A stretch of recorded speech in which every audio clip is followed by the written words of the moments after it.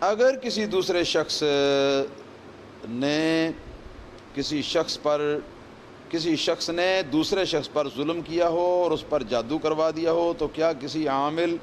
صحیح العقیدہ کے لیے ایسے جادو کی بقدر ضرورت جادو سے کاٹ کرنا جائز ہے؟ یاد رکھیں کہ جادو کرنا بھی کفر ہے، جادو کروانا بھی کفر ہے۔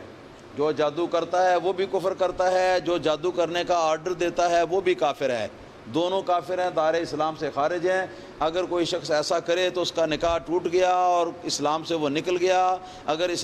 حج اسلام اس نے کیا ہوا تھا تو حج اسلام بھی باطل ہو گیا، برباد ہو گیا۔ اگر کسی پیر و مرشد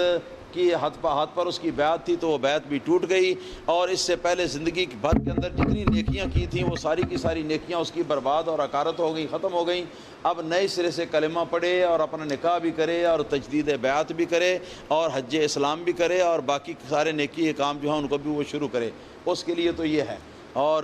رہی یہ بات کہ اگر کسی شخص نے کسی پر جادو کیا ہے یا کروایا ہے تو اب کیا اس کے لیے جائز ہے کہ کسی عامل صحیح العقیدہ عامل سے جادو کے ذریعے اس کی کاٹ کروائے؟ تو یہ بڑی عجیب بات ہے کہ صحیح العقیدہ بھی وہ ہے اور وہ جادو کے ذریعے کاٹ بھی کر سکتا ہے، جادو بھی کرتا ہے وہ، اور صحیح العقیدہ بھی۔ یہ دو باتیں متضاد ہیں، یہ دونوں باتیں متضاد ہیں۔ اگر وہ جادو کرنا جانتا ہے اور کرتا ہے جادو تو وہ کافر ہے، دار اسلام سے خارج ہے، اور کافر صحیح العقیدہ کب ہو سکتا ہے؟ تو لازماً اور یقیناً اگر جادو کے ذریعے کاٹ کروائے گا تو جس شخص کے ذریعے سے یہ کاٹ کروائے گا وہ شخص بھی دار اسلام سے خارج ہوگا اور کافر ہوگا اور مرتد ہوگا اگر ایسا عمل کرے گا تو اس سلسلے میں ہماری گزارش یہ ہے کہ کسی بھی ایسے جادوگر کافر مرتد کے پاس ایسے اعمال کے لیے جانے کی قطعاً ضرورت نہیں ہے، اس لیے کہ اللہ تعالیٰ کے فضل و کرم سے